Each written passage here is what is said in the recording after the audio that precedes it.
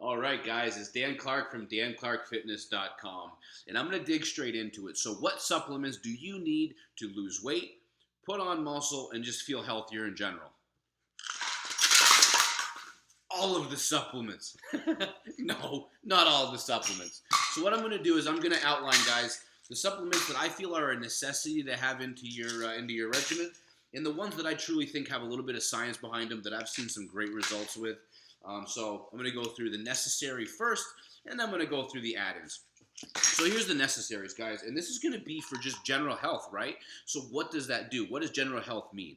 General health to me means something where I'm able to maintain muscularity, where I feel healthy. It aids in fat loss or just staying lean in general, right? I still have to do the work, but things that are going to aid me to stay in a healthy and clean eating direction, okay? So what are the absolute basics?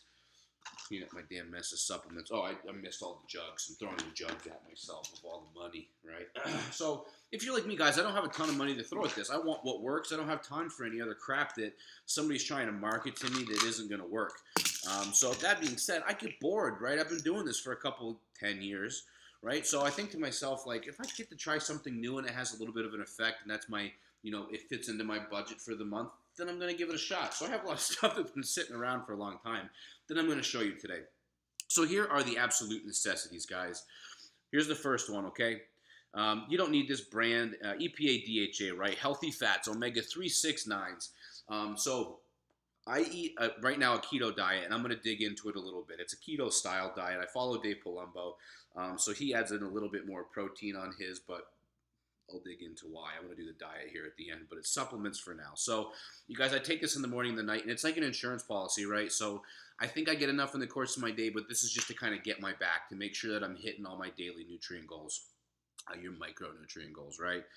So, next one, a multivitamin, okay?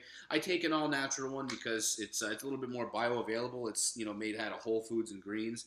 That's why I stick with that one, guys, but it's an absolute must. Tell you the truth, when you take a multivitamin orally, you're losing about 80% of it in the body anyway through the breakdown.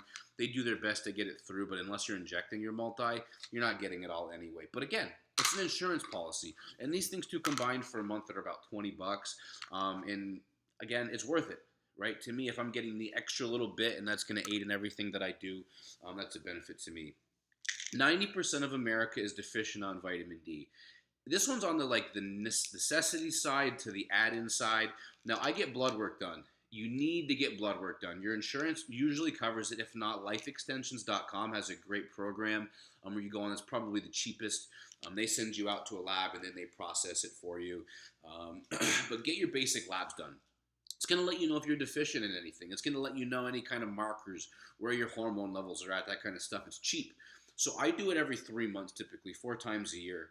Now that comes from a lot of the stuff that I take and a lot of the lifestyle that I live, wanting to get my blood work done like that. But that's, again, I think for any human, it's going to either give you insight into what you need to be taking, or if you're deficient, you catch it. So like the vitamin D, I had no idea I was deficient, right?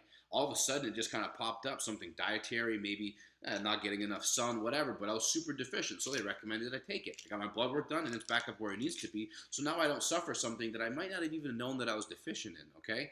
And that has long-term health ramifications. So get your stuff, get your blood tested. That's what I'm getting at with this one.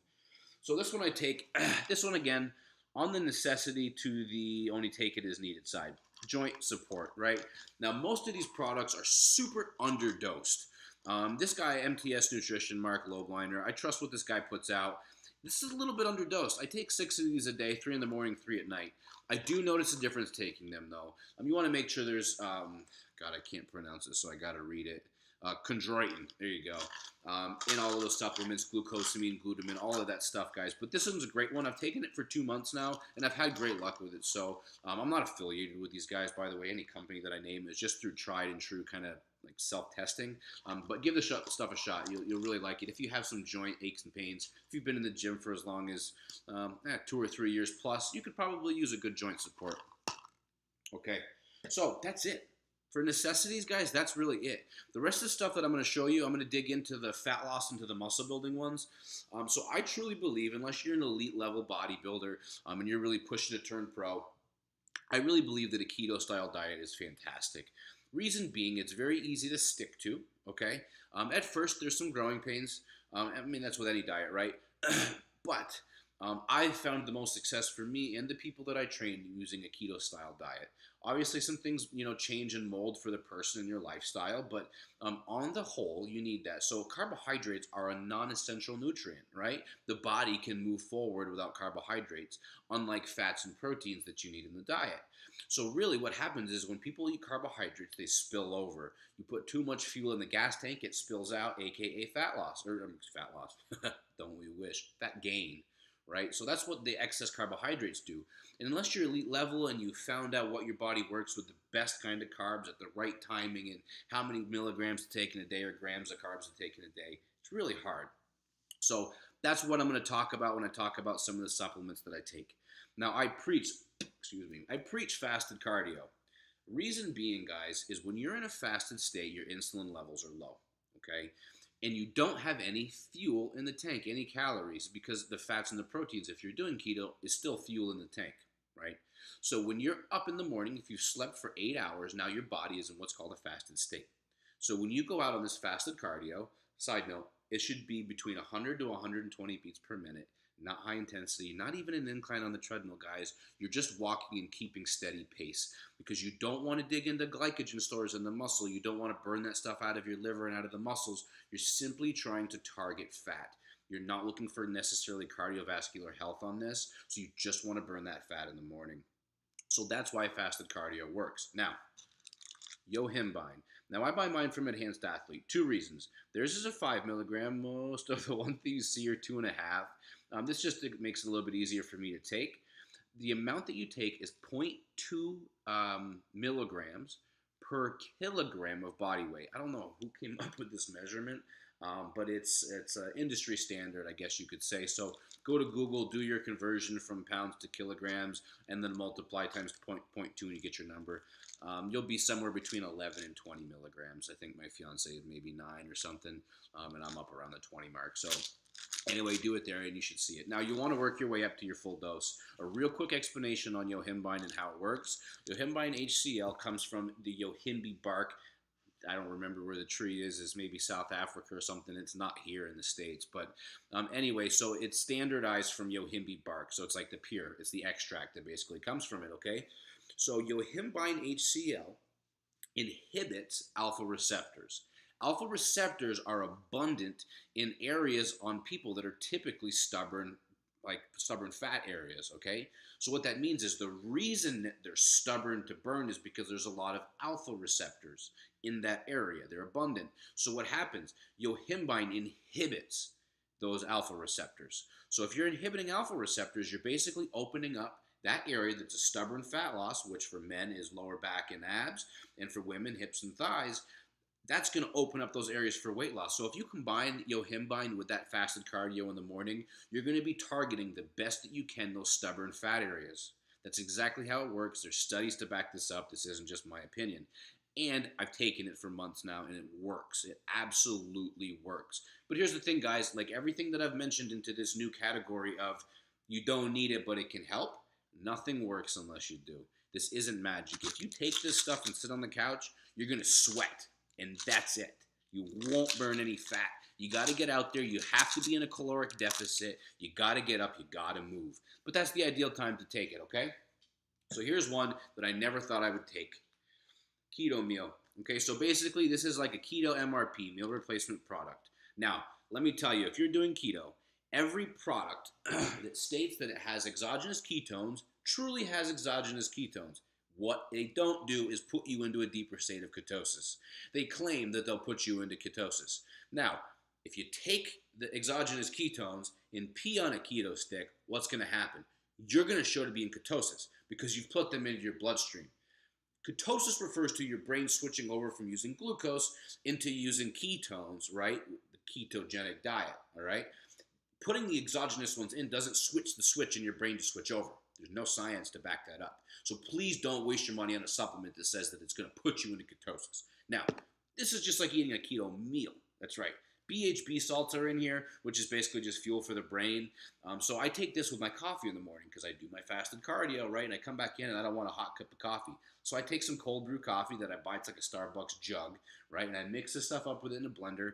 And it's a meal replacement, but with the caffeine. So the high fat, it's like bulletproof coffee almost, right? But it tastes like vanilla cake. It's the shit. Amazing. So here's ones that are absolute, not even close to necessities. It's so far down the friggin' road that it's unbelievable. Protein powder, guys, you don't need it. All right, it sounds insane. I've been trained my whole life to think that I need protein powder, and you just don't.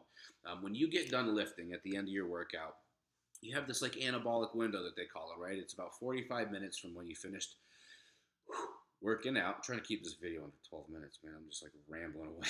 But you have about 45 minutes-ish, right? It's different per person, but 45 minutes to fuel your body what it needs. Now, typically it's carbohydrates post-workout, but since we're on a keto diet, we're not going to fuel those carbohydrates. So what in the body turns on the anabolic switch to start to fuel those muscles back? It's an amino acid called leucine, okay? So this protein powder I've probably had for like 3 or 4 months, and I'll use it in a pinch. If I'm going to miss a meal or if I know I'm going to be on the road for something, I'll pack one of these just because I'd rather have it than not. The reason that protein powder kind of sucks is your body assimilates it very fast, meaning that this is probably a 22-gram scoop of protein. What happens is my body's not going to take this and burn it slowly throughout the day. It's going to hit my system. Some of it's going to convert into glucose. The process of protein turning into glucose is called gluconeogenesis. So that process actually will take you out of ketosis if that's what you're aiming for. So if you take it with a little bit of fat, if you got some almonds or macadamia nut oil, take it with that so that way it absorbs a little bit slower in the body. But anyway, that's my spiel on protein powder. Now, you hear people talk all kinds of trash on BCAAs. So guys, what are you going to look for? And I take them. I'll start by saying that I take them. Again, it's not a necessary. A lot of people say you're pissing your money down the drain. It's a total waste of money. It's total crap, and that's fine. There's science to back up both sides, okay? Here's where I lie in the middle. This jug is relatively cheap. It's like 90 servings for like 35 bucks maybe. Here's the deal. I buy one from a company that I trust, MTS Nutrition. So I know that the quality is there in this product. Now, I just mentioned leucine as being a very anabolic amino acid. That's the one that, again, is going to turn that switch on after to tell your body to start feeling the muscles and start fueling for recovery. This one has both isoleucine and L-leucine, 4.5 milligrams, a milligram and a half of isoleucine and 3 of the just L-leucine. So what I do, guys, is I take this stuff towards the end of my workout and a little bit post-workout. It tastes like a snow cone, right? So I take this towards the end of my workout. So I keep that switch turned on. When I get home, I have my meal. Now your body can, man, don't hang me on this one, but I think it's 8 grams of protein per hour is what your body burns. So if I have this switch turned on and I come home and have a meal, right, some turkey burger, some chicken breast that I made or something, I've turned the switch on with the leucine, and then I'm pumping the protein in to aid recovery, and it saves from having to take the protein powder, which can be converted into glucose too quickly. So that's my theory behind BCAAs. Now, this other jug that I have hanging out, I've literally had for probably a year. Carbolin is a carbohydrate source. It's great if you're not keto. You can take it post-workout and help for aiding in recovery. I took it with an insulin mimetic, Blackstone Labs, I forget the name of it. But it really did work. It was pretty great. If you guys have never taken a carbohydrate powder, it's worth a shot and see what it does to yourself. Let me see what else I got in the jug here. That's it, guys. A couple little prescription bottles. Here's one I got from when I got blood work done. It's called Folapro, so it's like folic acid and B12. They gave me a genetic test. I'm not going to go into this because I'm just wasting time in the video, but basically the blood-brain barrier that I have, basically B12 can't get through all the way, so there's some kind of formula that does it. I won't dig into the boringness of it, but guys, that's what I do. And that's how this stuff works. So for as far as building muscle and burning fat, guys, you can do it without all of this, but there are some things that you can take to help. So I hope this cleared some things up, guys. For me and Mr. Oh, man, it's opposite on here. For me and Mr. Deerhead and Buzz and Lily. Thank you guys for tuning in for this long. Please comment, share, guys. I'm trying to get my channel to 10,000 views so that I can start beefing some things up, but please tell me if this helped.